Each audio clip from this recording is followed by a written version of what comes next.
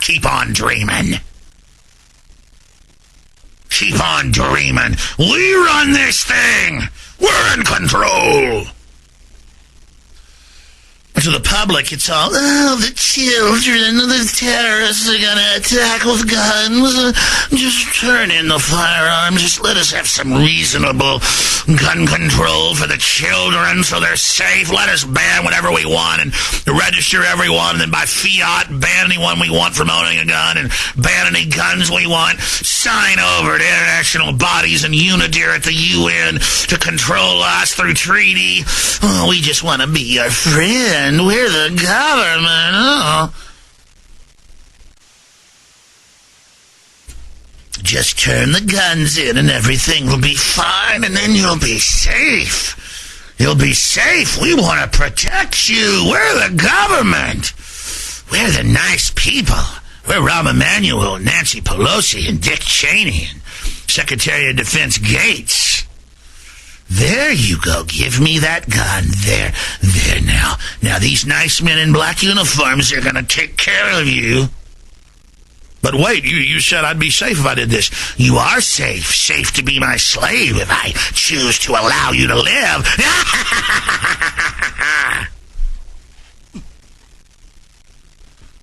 That is literally the spirit we're dealing with. Fool. Fool, weak-minded, now you will die.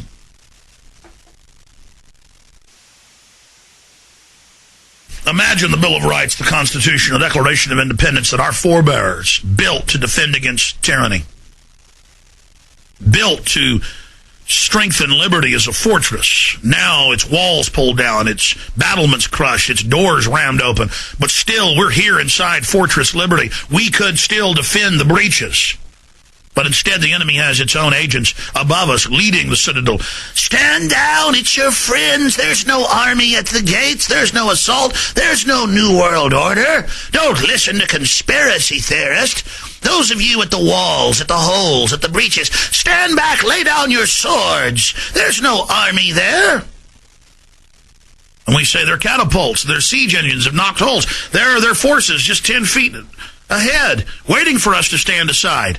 Silence. There is no assault. Listen to the fool. Who is he to speak? But now, the enemy is pouring into the breaches. The public did stand down. Not all of them. And so they're in the news going, yes, there's an army here to protect you. Lay down your arms. Yes, yes, yes. But wait, 5 minutes ago you said there wasn't an army there. Oh, it doesn't matter. It doesn't matter. There was a crisis in the castle.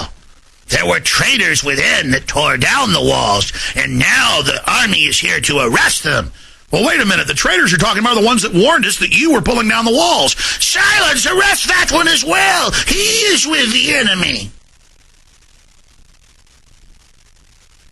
That's what they did. They said, there's no New World Order. There's no globalism. There's no New World Order. There's no plan for a North American Union. There's no plan to take your guns. There's no plan for foreign banks to take over.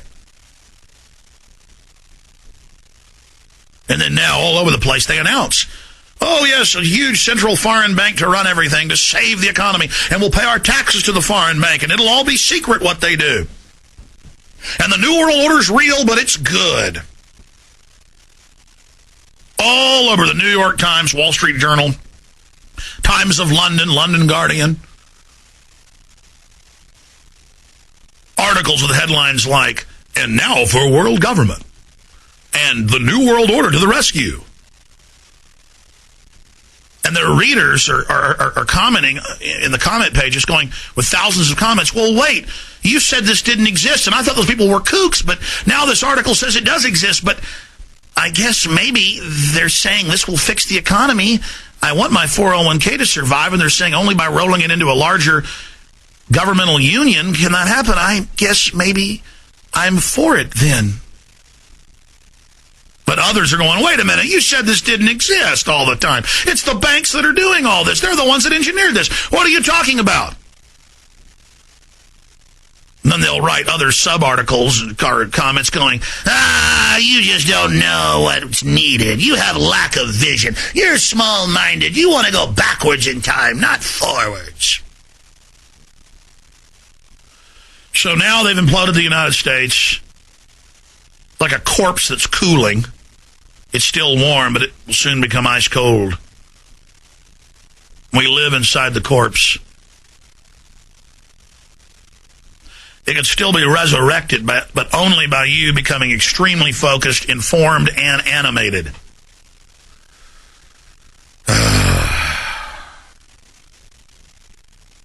To see the country covered with ticks and fleas and mites feeding and sucking on it, and now the color went out of its pink flesh. It turned white and then blue.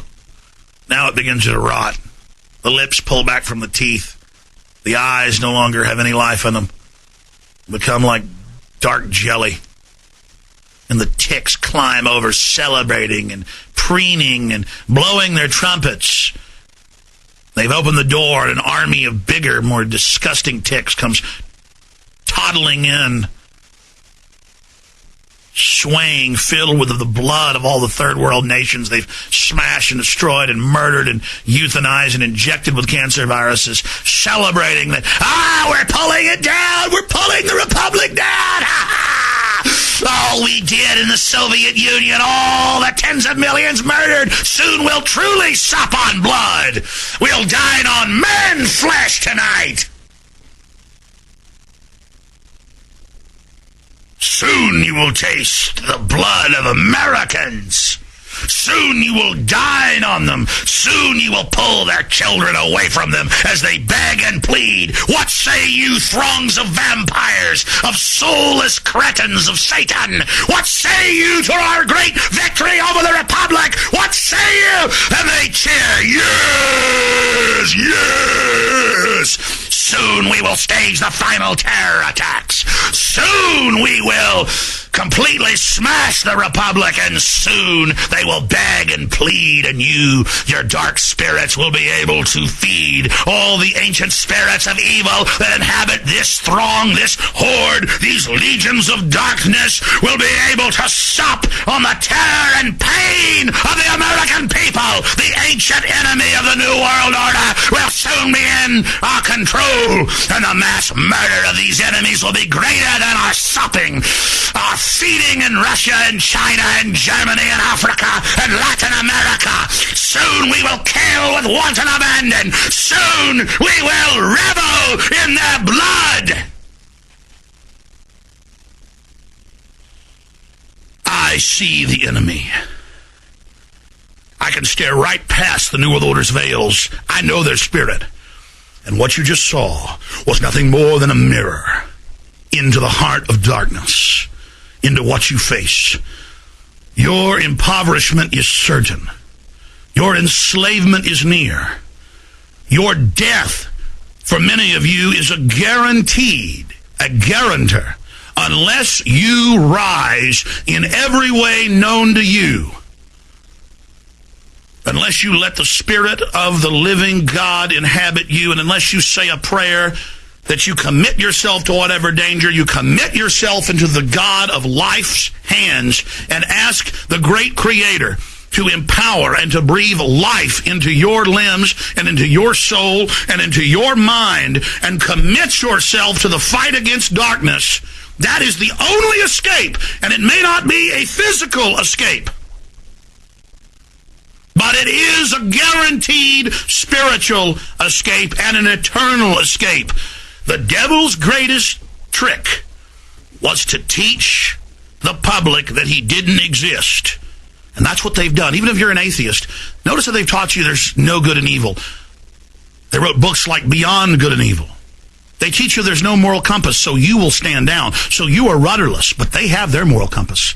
Death and destruction and eternal domination, the high priest of power, always pressing on the nerve of power, always tearing apart the innocent, the begging, the pleading. It's not about state control. It's not about even them running things. It's about attacking goodness. Everything they build is to savage goodness and honor and beauty. They hate it. The darkness runs from the light.